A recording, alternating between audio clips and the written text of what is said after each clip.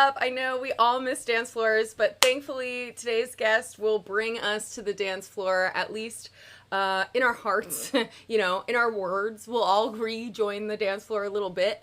And my guest today is coming all the way from Paris. Actually, she's in London, but she lives in Paris. I'm pretty sure her name is Crystallmess, okay?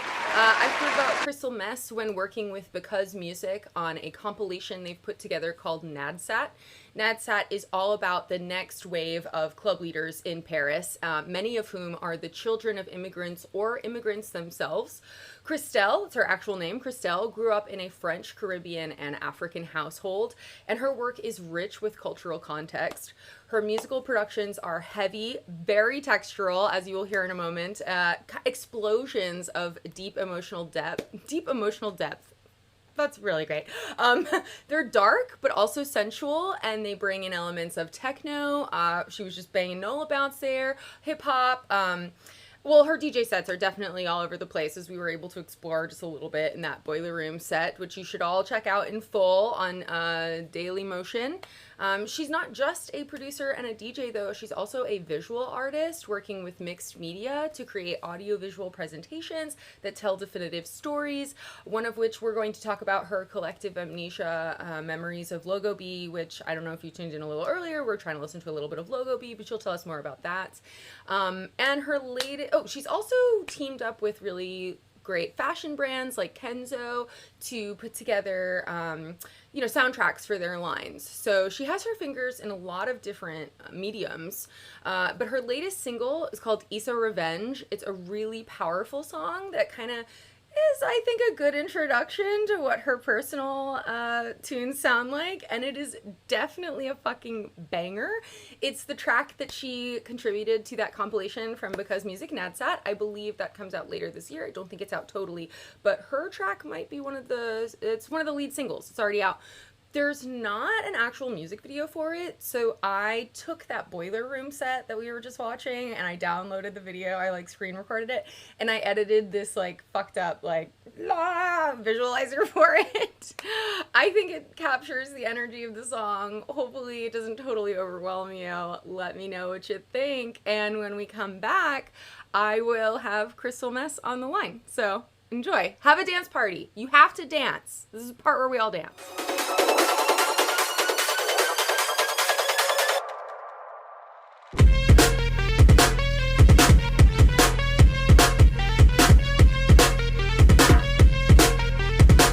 Guys jam into that? Because I fucking was. That is a banger, right? A banger and a half.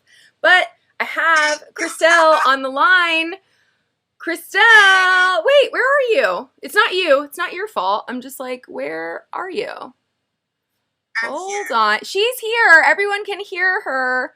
But there you are. I don't even know. I didn't even do anything. I don't know why that was like that. But hello. Welcome. So it's so great to see you. Thank you for taking this time out of your day, out of your evening, to chat with me here on Cat Calls. Thanks. Thank you for having me. Yeah, of course. We were just watching the video I made for your song, Issa Revenge, and it's an incredible song. It's a powerful song. I read that it has a really powerful backstory. Could you talk to me about what inspired that song in particular? Yeah, I can. Actually, last year, there was this movie called Les Misérables. It's a movie talking about police brutality and just delving into the banlieue life, people from low-income neighborhoods in Paris, and following the adventures of, this little boy called Issa, because he's the one who will be victim of police brutality. He will not die. I'm spoiling a little bit. Okay. He will not die, but something really traumatic will happen to him. And eventually, at the end of the movie, he's taking revenge on the police officer that perpetuated the brutality. Wow. So this is the last, the revenge of Issa is basically the last scene of the movie, which is the most intense scene of the movie. And after seeing it, I was like, whoa. I kept thinking about it over and over. Yeah. And it was like almost like a year ago. Like, Wow. and I kept thinking about it, and I was like, there's no way that I mean, it just inspired me to go to the studio because of the intensity of the scene. Because I've never seen a scene so intense Yeah. from these kind of movies in France. Like maybe in America or whatnot, maybe they're like more used to that, but like we're not used to like this type of intensity. So I was like, maybe I should like be inspired by the intensity and the intention of this scene. And Wow. this I called the track Issa Revenge. That's crazy. I didn't even know it was so in depth as that. I knew there was a story, but that's amazing. I have to look up that movie. Les Miserables, like the old It's called just like the Victor Hugo's book. Yeah. But the director is Lajli. He's like a black director from France, and he recently just opened his own film school in like the banlieue and like in the hood, basically. Yeah. He just opened a film school there. Wow. So it's quite interesting too. Well, Zach in the chat says he's certainly sold. Everyone at home will have a little watch party, and that is an incredible. Wow, awesome. And that song is your contribution to the Because Music compilation Nadsat that's coming out. Yeah. And I actually got to hear that song, that whole compilation in full. It was sent to me, and I love it. I love hearing these fresh sounds that are coming out of the Paris underground scene. They're not the traditional kind of French touch, like heavy house sounds. It's not filtered house. Sorry, guys. No, it's great. It's great. But I'd love to hear from you a little bit about what is going on in the Paris scene right now. You know, everyone always wants to know what's happening in Paris. What is everyone listening to? You are kind of one of the leaders of what's happening. So talk to me a little bit about it. What's the vibe? Oh, no, hell no. You're like, no. Well, you're out there. You're more out there than I am, girl. So it's just like, how can I describe it? It's more like I think we kind of like had enough of like disco filtered house, or I think we had a great time, and I had like the greatest childhood listening to this sound, being born and raised in Paris myself. But I think what's really interesting in the new generation of Paris producers, that is actually much bigger than the compilation itself. Yeah. It's more that like there's a variety of sound that you didn't really have before. Like before, like everybody was kind of like pushing to the same sound, and even though no one was really sounding the same, they all had the same influences, and you could hear it. Like, even like it was still like very disco-y. There was like some kind of like 80s vibe to it, which you don't really have with what we do. Yeah. I think that's what we do now is like it's a little more ingrained in the club and more into rave per se than like really just like being at the it's way less clubby and way more ravey. I totally know what you mean. Yeah, but there's like definitely also like space for diasporic sound, like African diasporic sound, which wasn't the case before. I think that like it was rather like disco, like Black American music influenced, but it was really influenced by the actual Black people that live in France. Yes. So I think that like in the compilation, you also have contribution from like Boucan Records and Nyoko Begbe, and like they also bring like this flavor, and that was kind of like lacking before because we didn't have like much representation of this sound when I was little. Yeah. It was more like separated, like world music. I mean, I hate this term, but like it was more like African music on this side, dance music on this side, don't mix, blah, blah, blah. Like it wasn't a conscious thing. Like, no one was like, oh, we don't like y'all. It wasn't It was Right. never like that. It was There was just not a like, rule that someone said no. It just didn't happen. no, it was just not crossing over. And I think that now, like our generation, like we grew up on the internet, we just listen to everything. Just because my parents were listening to Haitian music or whatnot doesn't mean that, I was listening to other stuff myself. And they were also in clubs themselves. So it's just merging, and it's an interesting recipe. But yeah, I would say more ravey. I love it. I have you brought up so many things that I want to circle back to and talk to you more about, but let's like start at the beginning, I guess.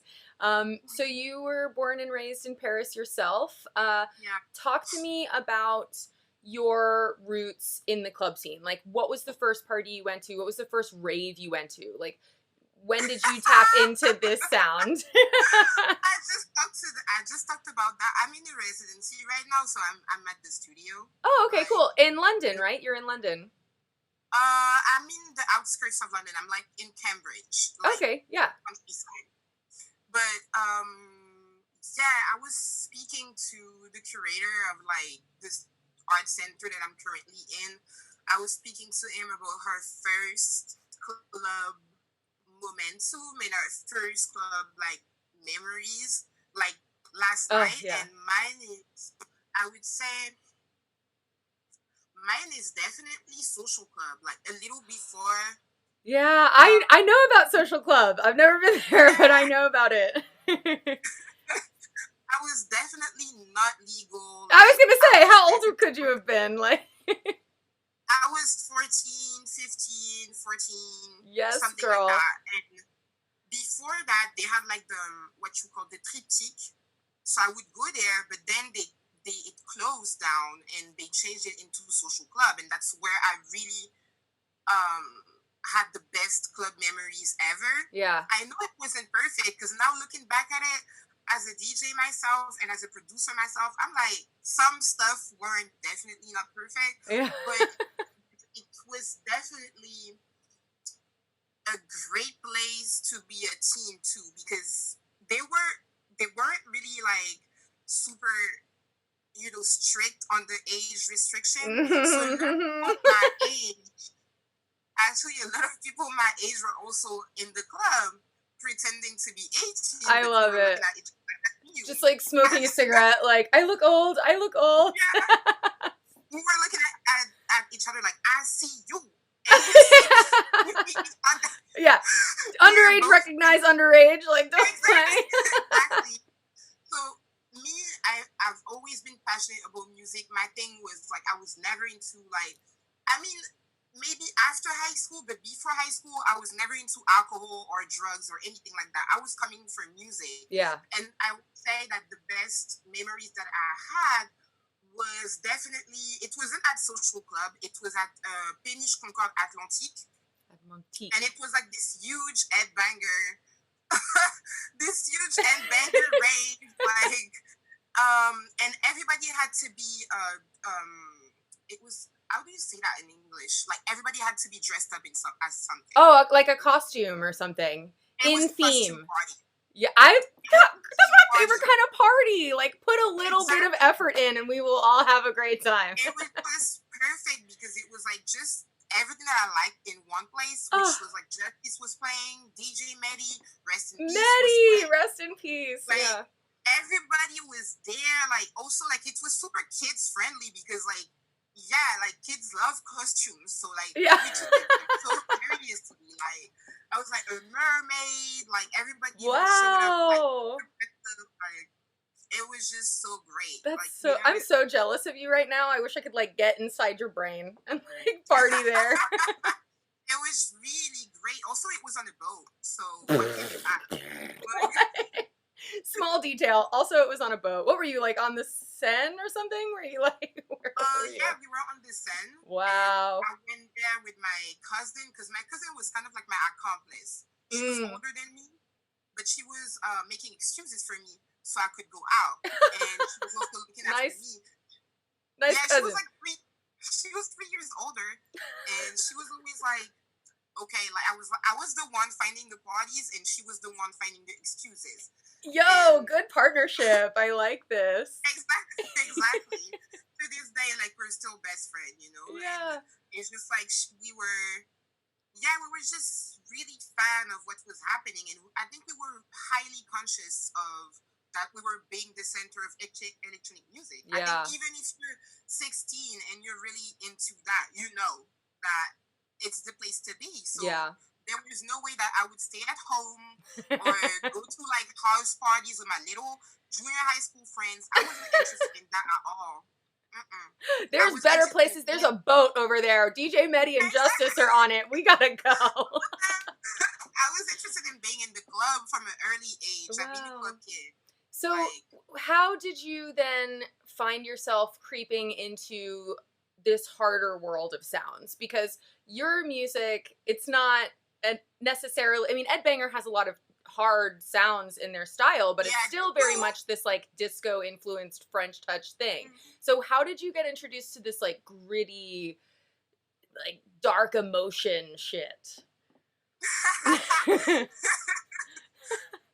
would say that it's also the time, I think. Like, it's also like there's so pre-2008 economic crisis. Like, their whole stance screams like they weren't, I mean, they were probably crisis. There were the war in Iraq and shit, but like it's what different. I can say is that we live different times, and I think that also like my tradition and my influences morph toward the years. Yeah. Because I was also going to punk concert, noise concert. I wasn't just like going there. I was also like very much into like the greediness of sound. Yeah. I personally love a good noise act as well. So exactly. It's like also I love texture, and I think that one thing that they did really well is they worked well with texture. Yeah. And even though like it might be less greedy, like when we listen to like the first Justice records, like it's definitely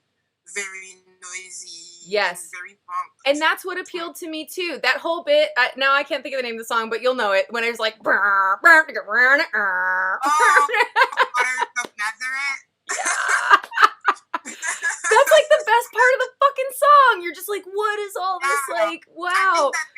I think that I became less interested in them when they drifted away from this sound and embraced the disco ethos more. Yeah. I think I was like, yeah. You followed the abrasive road down. You were like, how fucking weird can we make this? And it still recognizes as music in our brains. Like, exactly. I was like, I don't know. Like, I think that I like this first stuff better. Yeah. So when did you find, were you like one of many of your generation feeling that pull as well? Like, did the sound continue to evolve in clubs along with you? Or when did that sound start to permeate to the place that it is today? Can you repeat the question? Yeah, of course. I'm just wondering, like, so it's really cool that you were influenced by that sound and you wanted to chase that. Was that happening with other people as well? Like, it sounds like it's a like-minded sound to chase. I think that it was so ingrained in teenagehood that then you have to kind of like grow from that too. It's like when you, I don't know if I really understand. But yeah, I could be asking it poorly. I don't know. No, it's fine. It's just like, I think that it's a collective thing. It's not just me. Right.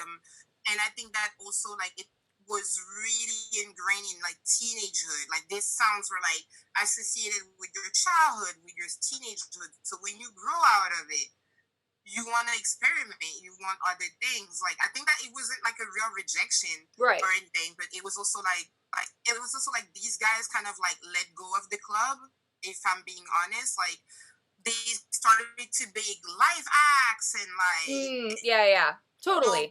Being in Hollywood and being at Coachella and stuff, but like the club needs its life and new sounds, and people are hungry for more. Yeah. So if you leave the club, that is the institution that gives you the power that you have, people are gonna take your spot eventually. They might not be as brilliant as you, and they might not have the recognition that you have, but they will new things will come, because that's the place where people are like, at that time especially, I think people were like hungry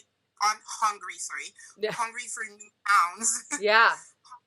And I think that one thing that they did is that they kind of like they left the club. Like, yeah, they're definitely more of like album acts now. Yeah, you know? album acts, like, like they didn't have to. I mean, when you make a lot of money just playing live shows and stuff, like, you don't have to do a DJ set for like $1,000 or like 500 euros no more. Like, yeah, you can just stay home and relax. Yeah. Work on your grand soundscape LP.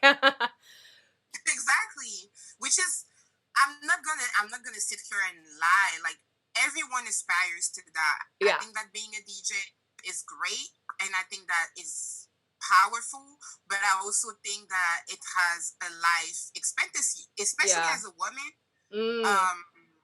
I think that it's way more difficult than, like a man being a DJ, because it's just not the same in my opinion.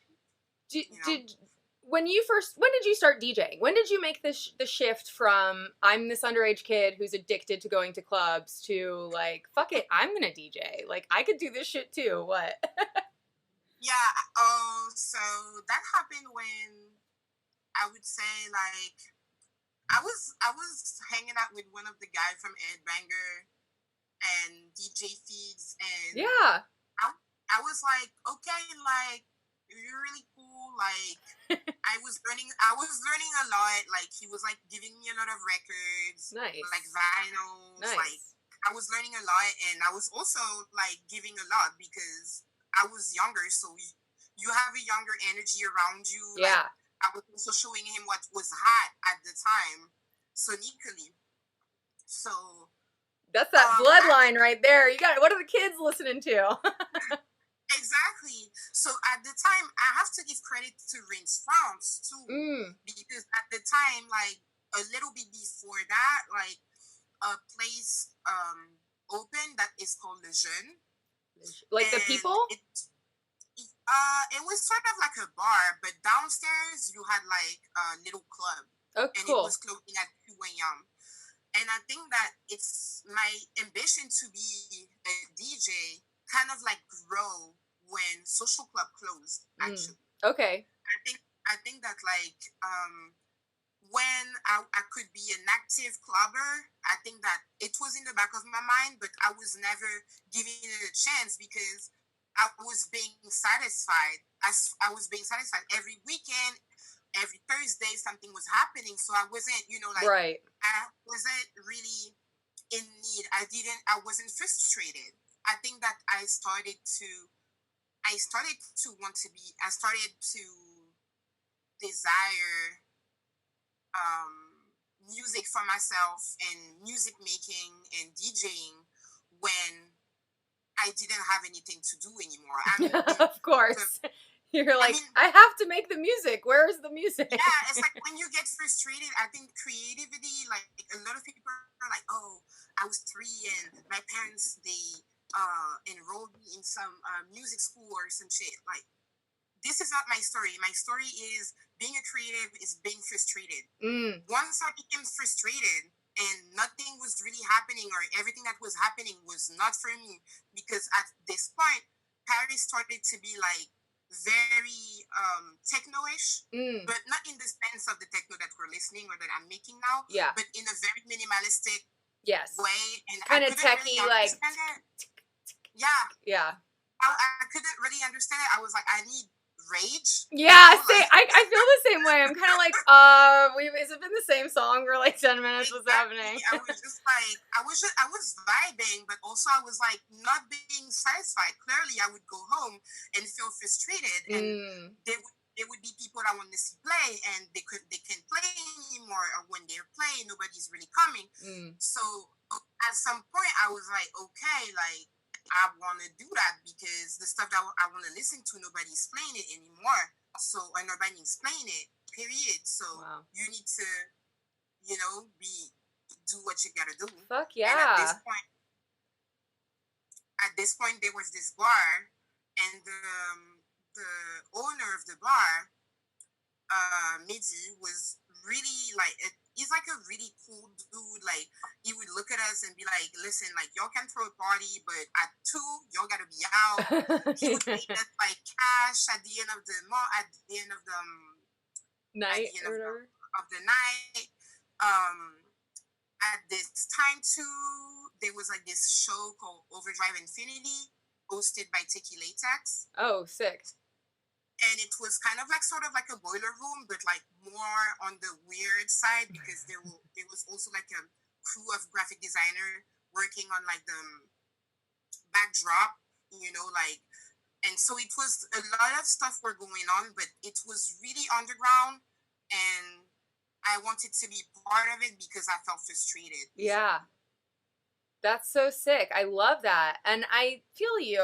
That those emotions do come out in your music, and I love that. It's as important for music to represent the harder emotions in our life. It doesn't always have to be fucking love songs, you know? Like we want to fucking move. I would love to do love song. I think that it has to come from like a genuine place, and I think that the stuff that I want to express now are not love. Like I mean, it's love for music, and it's love for experimentation, but I can't be romantic right now. Like I got other shit to worry about. Yeah, the fucking 2020 particularly is not a very romantic year. Exactly, but I still want space for love, though, and I still want in my career to be able to make a love song or two. Or it's coming. I think, yeah. When it's real in here, it'll come out. Yeah. So, talk to me about what brings you to Cambridge. You're doing a residency. Is that for? You work as a mixed media artist as well, I understand. You're not just someone who DJs and makes music. Talk to me about those endeavors. Yeah. That's good, because I would be broke. In 2020, that's rather good. Gotta have 17 hustles to make it through the day. Exactly, because I would be in a really bad situation right now. I won't lie. Yeah, with all the... Anyway, I'm not gonna... You continue. No, sorry. Like, my communication is so... No, it's good. I was gonna say, yeah, I'm sure you're not able to do the DJ sets that you were up until quarantine happened, but I don't want to distract us. I want to hear about... No, it's fine. It's completely fine, but that's definitely the case. Like, I think I played once at, like, a birthday party, and that's pretty much it. So it's like it feels good to be busy doing other things. Yeah, I'm working on a sound piece, so it's definitely still sound, but on a more like artistic and abstract perspective than what I usually do as Crystallmess. Yeah. So talk to me about that. What kind of sound project are you doing? Oh, that's a surprise, but it's just okay, yeah, you don't have to give away too much, but it's okay. Like I can give like 2 or 3 sentences. Okay. It's just like basically like in February, right before lockdown and all this COVID-19 debacle. Like I was in Guadeloupe and Martinique, which is the island that my mom is from. It's in the French West Indies, like near, I would say, near St. Lucia, Puerto Rico. Okay, yeah. Not too far from where I grew up in South Florida. Cool. So it's near all of this. So basically, like, I was. How can I say that? I hadn't been there like in 10 years, so it was like a very important trip to me. I'm so glad you made it before everything shut down too. That's great timing. That's crazy. That's a great timing. Like really, I'm blessed on this part because it was really, really it was really fortunate. the thing is that Guadeloupe and Martinique, like both of these islands, are experimenting like unprecedented sanitary and Environmental. environmental environmental crisis. Oh yeah, I'm So sure. because there's a scandal of their soil is poisoned and they can't eat the fruits that are coming out of the soil. Holy Because shit. it's poison. It's a big scandal because also France is implicated, and it's just like a very, very, very disgusting scandal. And it's Wow. the thing that is poisoning the soil is called chlordécone. It's a molecule, and it has been used in fertilizer in the US, in Shit. France, everywhere. But they stopped using it in the US and in France in the 60s and 70s. But they kept on using it in the French West Indies with agreement of France and the French government, because as you may know, there are still French colonies to this day. Wow, So yeah. it's like, oh my god, that's terrible. Yeah, it's basically two different rules for like quote unquote supposedly the same people. Yeah, that's bullshit.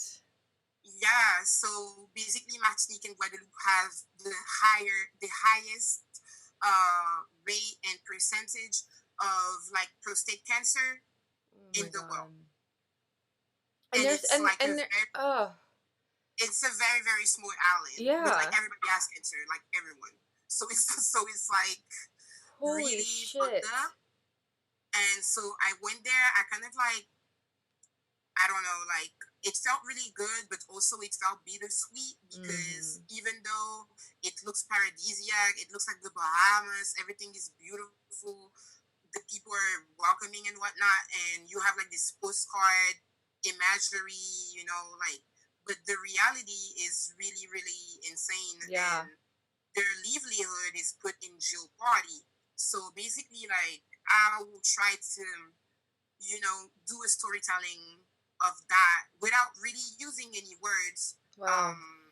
But simply with sound during my residency. That's incredible. I want to know when you do it. I don't know if you'll put any sort of version of it online for people to see that aren't in Cambridge, but that sounds incredible and important. So thank you so much. Good.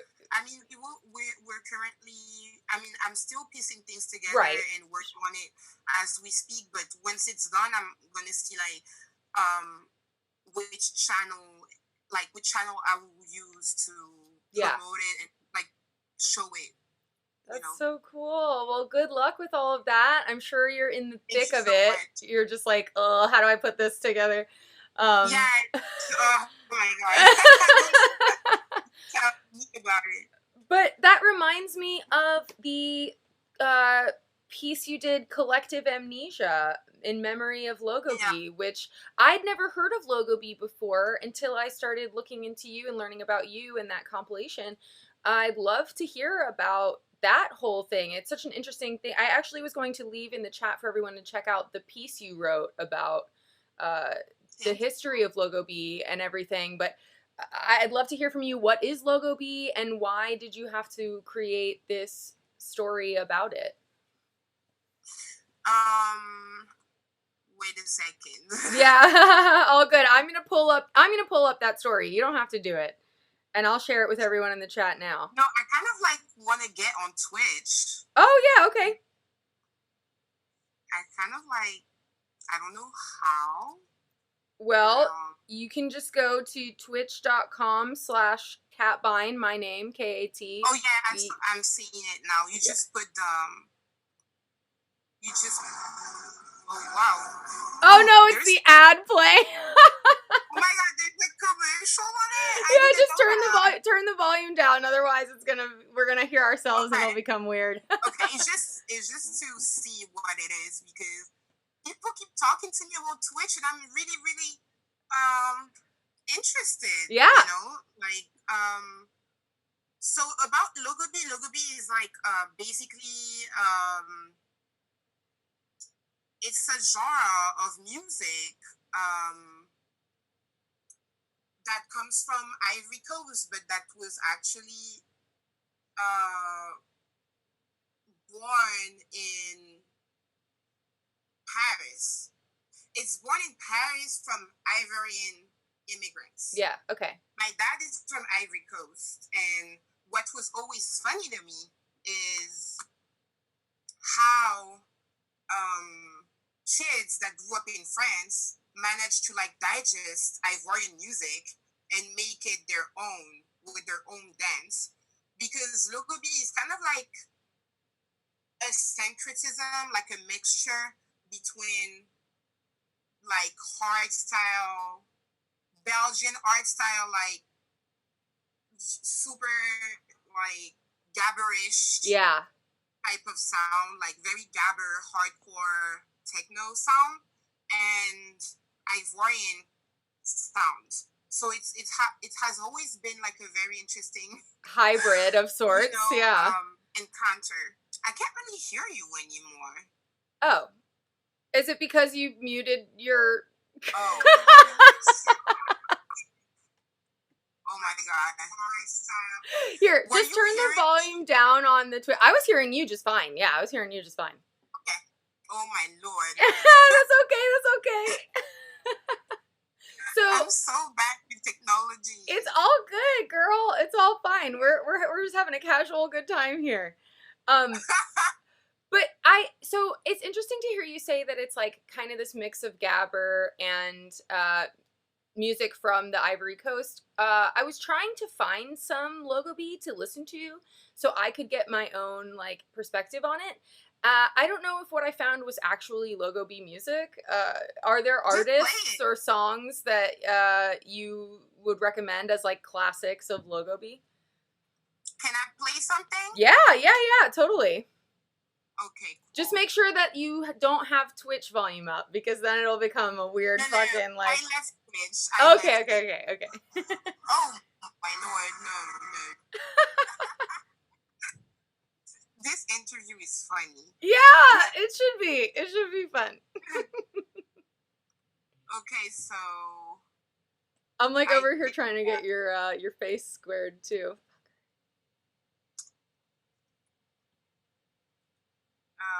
Wait a second.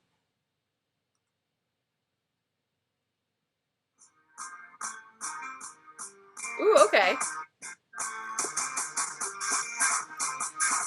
Oh, fuck yeah.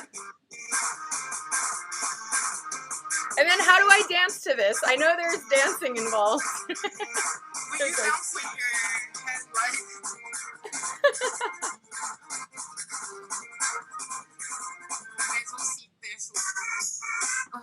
Damn, I like this.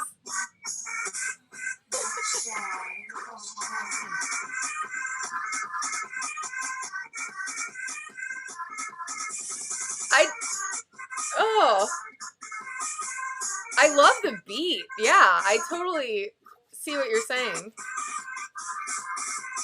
yeah, it's very very hectic and like, yeah, but like bright at the same time. It's like bright and hectic. It's like almost tropical and hectic. Everybody was wearing like colorful tracksuit, and like it was just a funny moment in history, but so dope too, because the beats are incredible. That's so cool. And then, but so when was it popular? In like the mid 2000s or something like that? When was really that time period? It was popular. Let's say it was popular when.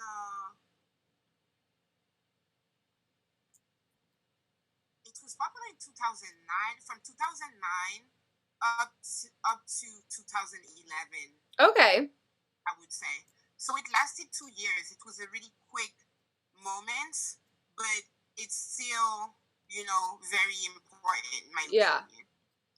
And your piece, Collective Amnesia, was all about retracing the history of Logobi, because it kind of fell out of fashion, and then you found that people weren't super proud of their Logobi roots or something, right? Like, it's the thing that happened is that I didn't actually do a documentary about Logobi. I did like sort of like um fictional story about it, you know, Yeah. like something that would feel more poetic, because also like at the time that Logobi was popular, a lot of these kids dancing this dance were pretty adamant in like showing that they were African, being super loud, playing African music, dancing in the train stations, dancing everywhere. And we're not in the US, you know, like it's, which means that like black culture and like African culture was still pretty seen as like, you know, like savage, and Mm. it was just Not not a good. chic or something, not like, Yeah, you know how French people be like. It's like, I mean, it changed this past few years, but like they're really conservative when it comes to culture, and I think that like, and they're really really big on like color blindness and big on like public spaces and stuff like that. So it's not like New York, like you would see a bunch of black kids dancing on the subway, Yeah. and you have to give them money, and they're just like doing like a lot of like acrobats, and it's just fun. It's not like that at all. Like in France, it's like everybody is very adamant on like having like a public space that is like calm, and like people shouldn't do this or that, and people shouldn't claim their roots, because then if you claim your roots, you reject your Frenchness. You're not French, yeah. Exactly. It's like, so it was interesting that at the time that at this time politically, a ministry of the French identity was being founded by President Sarkozy, and on the other hand, like black and Arab kids were like completely not down with, you know, assimilating, yeah. Yeah, Frenchness being a monolith, or Frenchness meaning that you have to be as white as possible and as discreet as possible and as palatable as possible. You know, so it's like it's funny to me that these kids didn't know. Like my cousins and shit, like they were dancing this dance and they didn't know. Like they were just doing their stuff. But it's interesting that it happened at a time where everything that they embody was basically demonized. Wow. You know, that's crazy. Do you think it has changed for the better a little bit? I mean, we find ourselves right now globally having a real reckoning with racial inequality, period. Yeah, and I know that that's happening in Paris as it is happening in the United States. I think that it changed in black people's psyche. I think that like a lot of like black people that like wouldn't talk to me about it. I wonder if now, if I ask them, they would probably talk to me about it. Yeah. I feel, because there's a sense of pride that is way more present that wasn't present before, or at least that was very like residual and rare, I would say. But I think that now like stuff like things are changing. Maybe not in society, but in French black people minds, definitely. Yeah. Like I think that also like a lot of like self-loathing, self-hate was very ingrained, because you are in a country where you can't even say that you're black because it's a bad word. That's why I said like our experience in African American experience has nothing in common. Like it's like we have a lot of stuff in common, but we can't. The fact that you can even name yourself, or even like be proud of yourself, or say that this is a black institution, or mention the fact that this is black or this is not black, like it's that's crazy. It's painful. It's a painful experience, because then if you want to say you're French, you're not accepted either. So which one I am? Yeah, like who are you supposed to be then? Yeah, and it's like, and then you want to claim your African roots, but when you go to Africa, it's like people don't consider you African anymore. Like you're a French lady now, and they don't really see you as like African, because like you left or you weren't even born there. Yeah. You go there like twice every 5 years. They don't look at you as their own. So it's like identity crisis big time, you know, like. Do you feel that that identity crisis works its way into your music particularly? Yeah, definitely. Yeah. That's part of what you're working out in these songs, no, I guess. definitely. But I always, instead of like making it like something like so shameful or weird, because I think even white people must have identity crisis. Like I think that we see a lot of like white women being like, oh, that want to look racially ambiguous. Oh yeah. Right. So I think that everyone is experiencing that on a different level. You know, like it's like it doesn't have anything to do with like institutions. It might have to do with like culturally or what you hear, like rap videos or stuff like that. So I think that it doesn't really make us special. I think that everyone experiences it. I just think that I just put it in my music. I try to not dwell into it and just like find an outlet to sublime it and just make it something beautiful rather than painful. Yeah, absolutely. Well, I guess, I don't know, are you working on music now? You're obviously very much enthralled in the project you're here at your residency to do. I'm sure. My residency is the starting point for like the new projects I want to put out before probably like January 2020, cool. 21. Yeah. If only. Restart. Yeah. Also, I was ambitious of like putting something out this year, and I probably will, but I don't pressure myself because I'm not touring this year, and I have to come to terms with that. You know? So it's like I think that I should take my time to craft something that really is beautiful and resonates with me, and I think that the residency is the starting point of that. I think that what I'm making now is probably what is going to be on the next EP, but like maybe like a more like lush version and more like sophisticated version. Yeah. But that's awesome though. Totally. And I think that that goes for everyone. Like this is not a time to push ourselves to our capitalist limits. Like, yes, produce. Like, like get through the day. People are like creating content, and it's good. Like, if you had an album that was supposed to come out this year, of course you do have to make the most of it and just like try to save what's left. But what I'm saying is that as far as like the independent circuit, like I'm doing my best to